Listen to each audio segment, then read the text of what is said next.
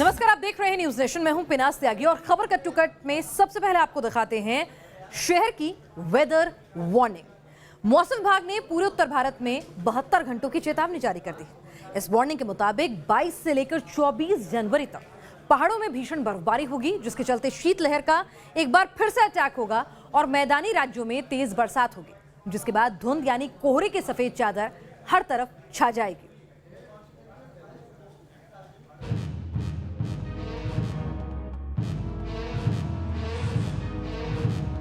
सन्न कर देने वाली सर्द मौत,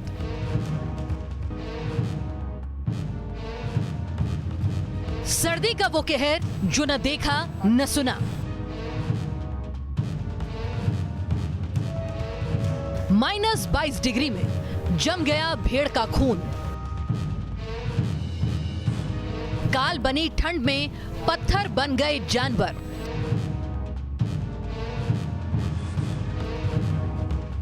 कुदरत के कहर की ये दिल दहला देने वाली तस्वीर है कजाकिस्तान की, जहां इतनी सर्दी पड़ी है कि खुले आसमान के नीचे जो निकला वो मौत के ताबूत में बंद हो गया।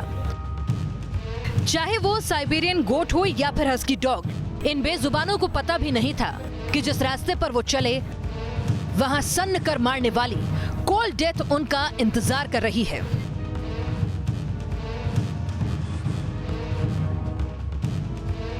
कजाकिस्तान के सभी बड़े शहरों में पारा शून्य से नीचे है।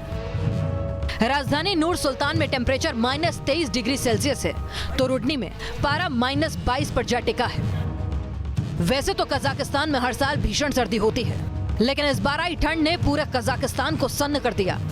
ठिठुरन भरी सर्दी में क्या जानवर क्या इंसान, सब कुदरत की मार से करहा रहे हैं और इंतजार कर रहे हैं उस पल का जब सफेद काल उनका पीछा छोड़े। Team news nation.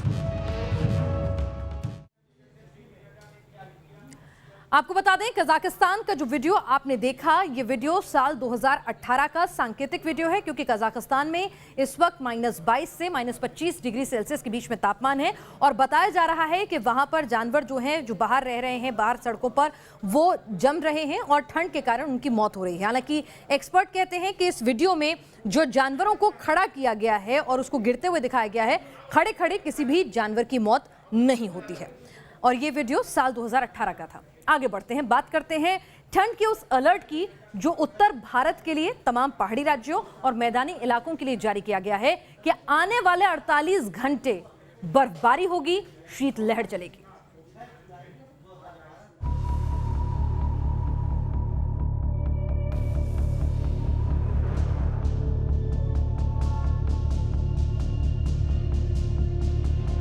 हर तस्वीर में छिपी है एक वार्निंग ये कि अगले 48 घंटे उत्तर भारत पर बर्फ और बारिश का कहर बरपाएंगे।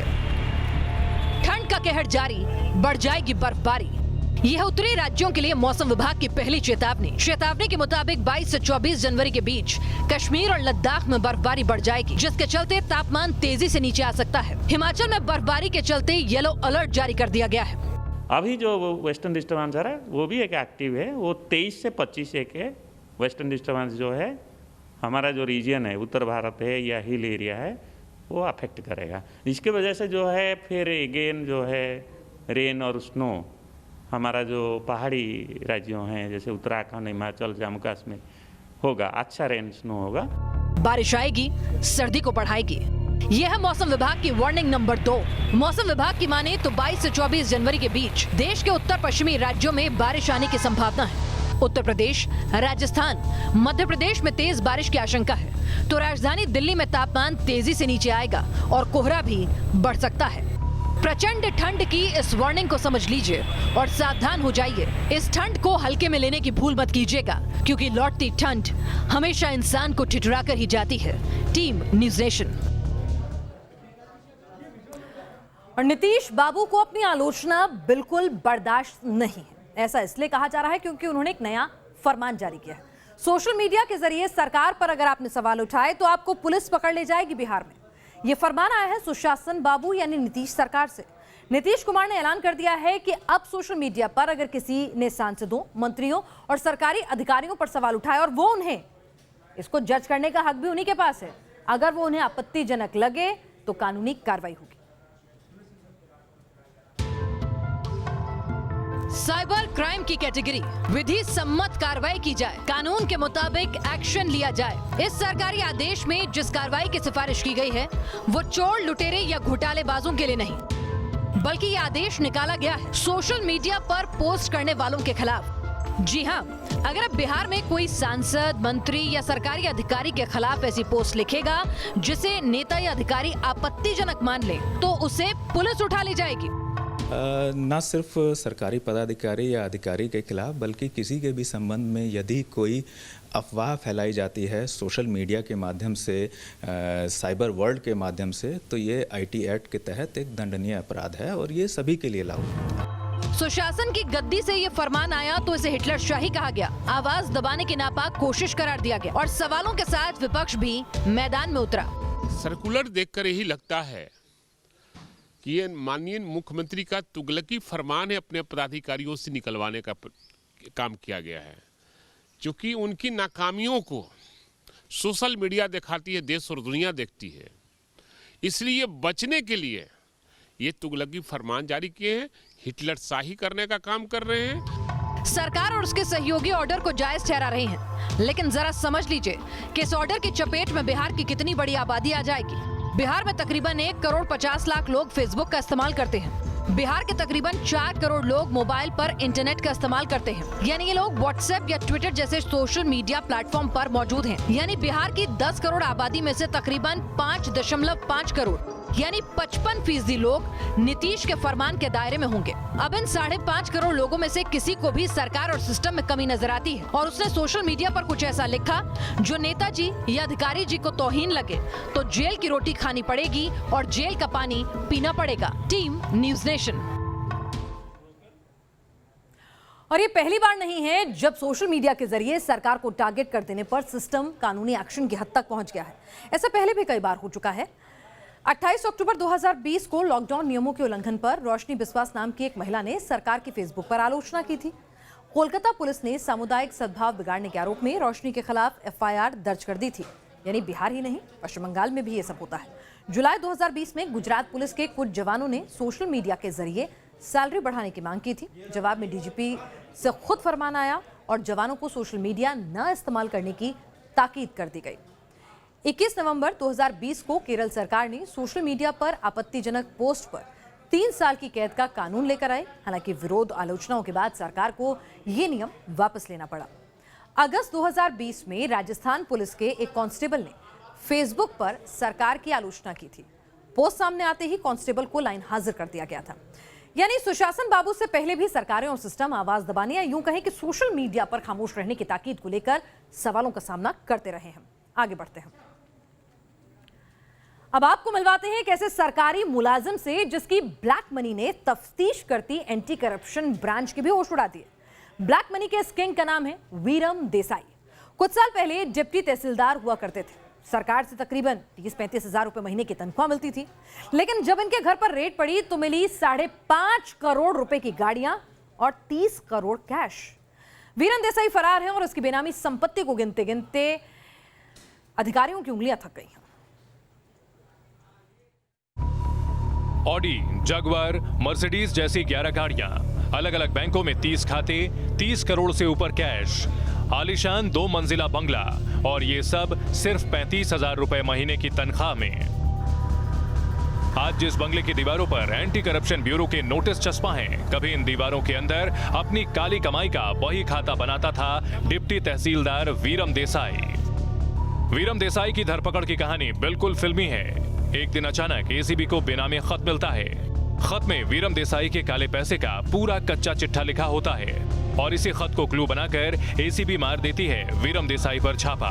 वीडियो में आपको जो गाड़ी दिख रही है, कभी इसी ऑडी कार में नोटों की वो गड्डियां रहती थी जो वीरम देसाई ने अपना जमीर बेचकर जमा की थी। अभी वीरम देसाई फरार है, उस पर कानूनी कार्रवाई जारी है और हर कोई पता करना चाहता है क्या थी वो घूस की छड़ी जिसे घुमाकर एक क्लर्क बन गया करोड़पति। एंटी करप्शन ब्यूरो को जांच में पता चला है कि वीरम देसाई के पास से 30 करोड़ की जो बेनामी संपत्ति है वो मिली है, जिसमें ये भव्य और आलीशान बंगला भी शामिल है। एंटी करप्शन ब्यूरो का कहना है कि उन्हें जांच में पता चला है कि वीरम देसाई जो है वो तहसीलदार के रूप में जब रिटायर हुआ और जब वो नौकरी पे था तब उसने कई सारे लोगों को पैसे लेकर डिपार्टमेंट में नौकरियां भी दिलवाई है। गांधीनगर से हितल खत्री के साथ Purav Patel, news nation.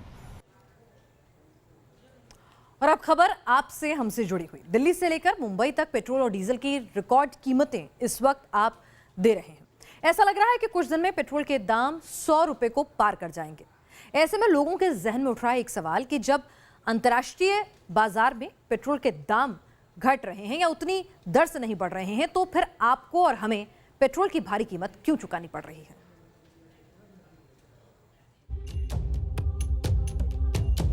Petrol का रेट बहुत बढ़ने के कारण हम लोगों को बहुत परेशानी हो रही है। डेली उसका रेट बढ़ रहा है, 93 हो गया, कुछ दिनों में 100 पार हो जाएगा। है बहुत दिक्कत। जितनी कमाई नहीं उससे ज्यादा मतलब पेट्रोल के लिए आता अपने तो क्या बचेगा। महंगा हुआ डीजल पेट्रोल, हर दिन दाम रिकॉर्ड तोड़, आसमान छूते रेट, जेब पर भारी चोट। नया साल क्या आया, पेट्रोल और डीजल के दामों में मानो आग लग गई। दिल्ली टू भोपाल, कहीं पेट्रोल का रेट 80 के पार है तो कहीं 100 को छूता नजर आता है।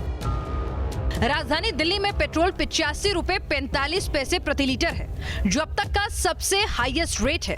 डीजल 75 रुपए 63 पैसे प्रति लीटर है, तो वहीं मुंबई में पेट्रोल 92 रुपए 40 पैसे प्रति लीटर मिल रहा है और डीजल 82 रुपए 40 पैसे। भोपाल में भी लोग रिकॉर्ड तोड़ 93 रुपए 32 पैसे प्रति लीटर पेट्रोल खरीद रहे हैं और डीजल 83 रुपए 25 पैसे प्रति लीटर है।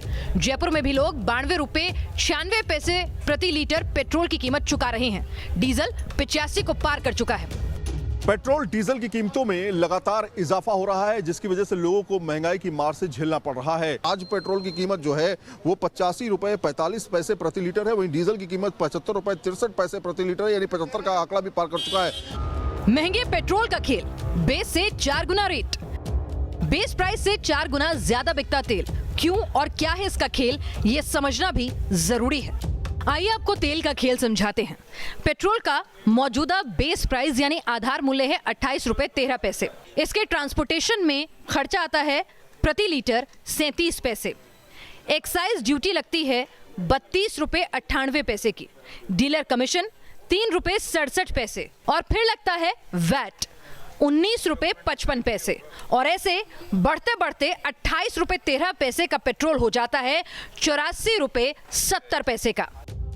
हिसाब सीधा साफ है, वैट जैसे टैक्स और डीलर के कमीशन का बोझ आपकी जेब को उठाना पड़ रहा है, भले ही अंतर्राष्ट्रीय बाजार में पेट्रोल के दाम कितने ही क्यों न गिर रहे हों। Team news nation.